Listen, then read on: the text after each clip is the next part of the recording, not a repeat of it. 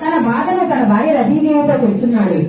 అయ్యో, నన్ను దేవతలంతా ఆ పరమశివుడి మీదకి పూలబాణాలు ప్రేరేపిస్తున్నారు.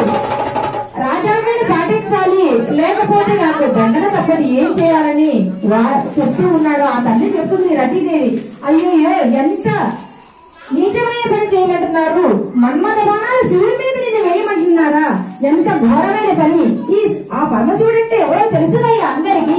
ఈ సకల లోకాలను నిర్వహిస్తాడు, లైన్మెంట్ చేస్తాడు, త్రినేత్రుడు, సృష్టికి తండ్రి అంటూ ఎన్నెన్నో విధములు చెప్పింది. అంతేనా, గజాసురుడి చర్మము బలచి పట్టగా తానే కట్టుకున్నాడు. గజాసురుడు అంటే మామూలు వాడు కాదనమాట. అటువంటి వాడిని సైతం కూడా సంహరించితే ఆ గజాసురుడు వరాన్ని పొందుతాడు. తండ్రి పరమశివ, నా యొక్క శరీరాన్ని, నా యొక్క చర్మాన్ని నువ్వు బట్టగా కట్టుకోవయ్యా. ఎటువంటి ఏ విధంగా ఉండాలి నా చర్మము?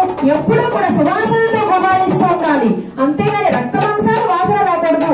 ఆ విధంగా నా బట్టను కట్టుకున్నావయ్యా అని ప్రార్థిస్తే ఆ విధంగానే ఆయనకి వరమిచ్చి ఆ యొక్క గజాసురుడి యొక్క చర్మాన్ని వలిచి బట్టగా తానే కట్టుకున్నటువంటి మహానుభావుడే. అంతేనా, ధర్మము తప్పితే బ్రహ్మనైనా సరే ఖచ్చితంగా ఖండించేస్తానికి కూడా వెనకాడినటువంటి వాడే.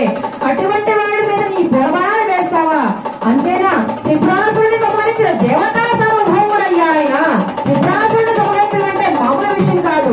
త్రిపురాసురుడు ఒకనొక యుగంలో ఒకే ఒక క్షణంలో, కొద్ది కాలం, ఒక క్షణం మాత్రమే ముగ్గురు కూడా ఒకే సరళరేఖ మీదకు వస్తారు ఒకనొక టైంలో.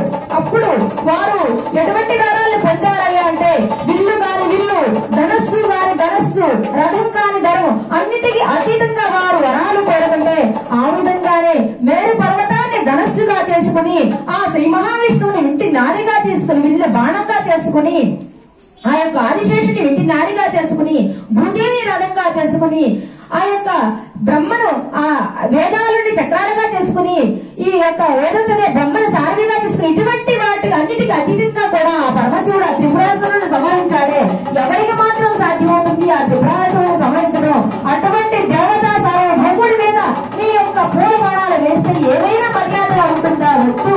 ఆ పరమశివుడితో పెట్టుకుంటే ఎవరైనా బట్ట కట్టగలుగుతారా బతికి అని చెప్పేసి ఎంత చెప్పినా సరే రాజాజ్ఞలు పాటించాలి, శిరసా వహించాలి. కాబట్టి వెళతానికి సిద్ధమయ్యాడు మన్మధుడు. తన యొక్క స్నేహితుడైనటువంటి వసంతం పిలిచి, ఓయి వసంతాలు వెళ్లి ఆ యొక్క పరమశివుడు ఉండే ప్రదేశానికి వెళ్లి ఆ యొక్క ప్రదేశం అంతా ఎంతో చక్కగా ఆహ్లాదంగా ఆనందంగా రమణీయంగా ఉండాలి. ఆ పార్వతీ మాత సేవ చేసే సమయానికి, బహిర్ముఖుడయ్యే సమయానికి నీవు ఆ బాణం తగలాలి, పరమశివుడికి ఆ యొక్క మోహం కలగాలి. అటువంటి ప్రయత్నం చేయవయ్యా అని చెప్పేసి ఆ విధంగా ఆ మన్మధుడు తన స్నేహితుడైన వసంతుడిని అక్కడికి వెళ్లి ఆ ప్రదేశం అంతా చక్కబరచమని చెప్పాడు. ఈయన తన బాణాలను తీసుకొని